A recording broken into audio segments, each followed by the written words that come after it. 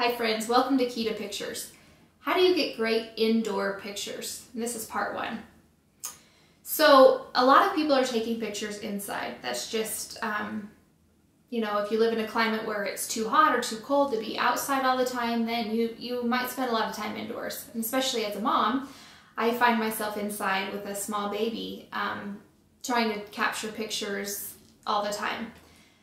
It can be frustrating for a lot of people who are inside a lot, who want to take great pictures but are not able to capture those really great pictures that they're able to get outside. So the biggest problem with trying to get a great indoor shot is oftentimes you don't get a fast enough shutter speed when you're inside due to the low lighting.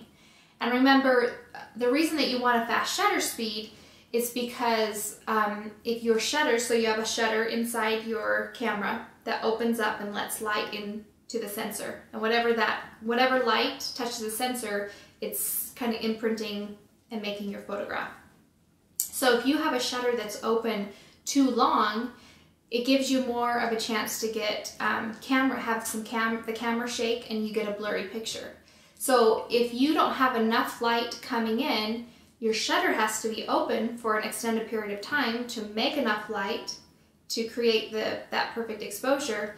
And in doing so, with that shutter open for a long time, you get camera shake and your photo's blurry, which is frustrating. So the single most important tool to help you bring in a lot of light into your camera is to have a lens that has a very wide aperture, meaning that the hole in your lens can open up very, very wide. Aperture means hole or opening.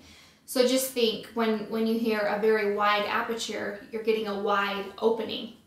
And so the wider your lens is opening, the more light can come into your camera to your sensor.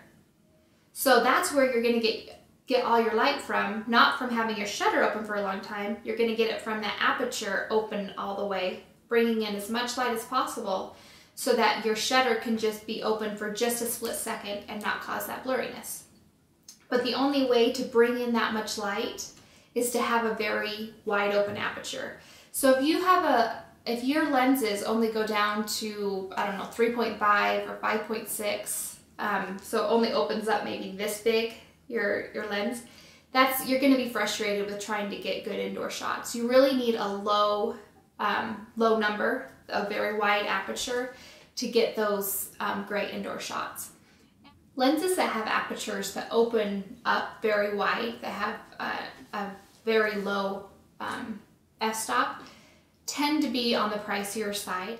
However, there is a lens you can get that's priced extremely well, and that's the 50mm prime lens, so meaning it doesn't zoom in or out, and that has an f-stop that goes to 1.8, which is awesome. So that's opening up very wide.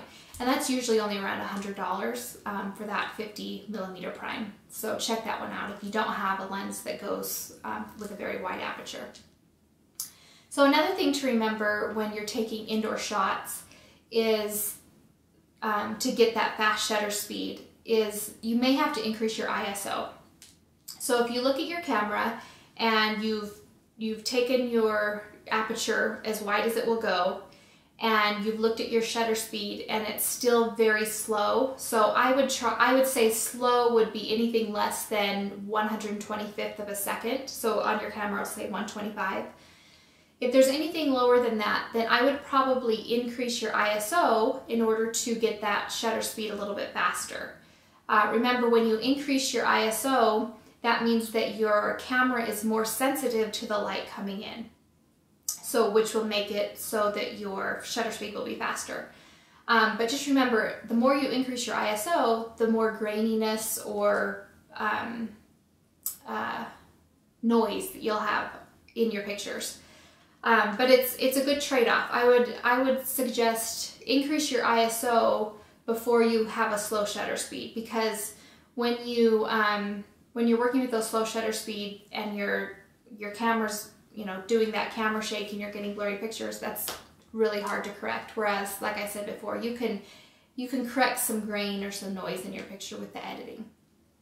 Also, if you find that it's very dark and you're increasing your ISO as much as you can and you're still getting slow shutter speeds, This may sound obvious, but just use techniques that are going to help you hold your camera very still. So prop your elbows up on your body when you're taking your picture, and then just squeeze the shutter speed very slowly so you don't shake the camera.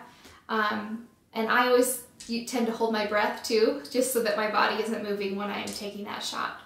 So those are some things to think about. Get an aperture that opens up very wide, which means a very small number, an f/1.8. And also, once you've put your aperture open as wide as it will go, if your shutter speed is not fast enough, then increase your ISO. And I know that doing those things are going to help you take better indoor pictures. And make sure to check out part 2 and part 3, because I have some other tips and hints for taking great indoor shots. And of course, I want to leave you with a quote. And the quote today is by Albert Einstein, and he said, "Imagination is everything. It is the preview of life's coming attractions." And isn't that the truth? Whatever we imagine and the goals that we set, that's where our life begins. So keep imagining, keep dreaming. I want you to make it a good day, and I'll see you soon.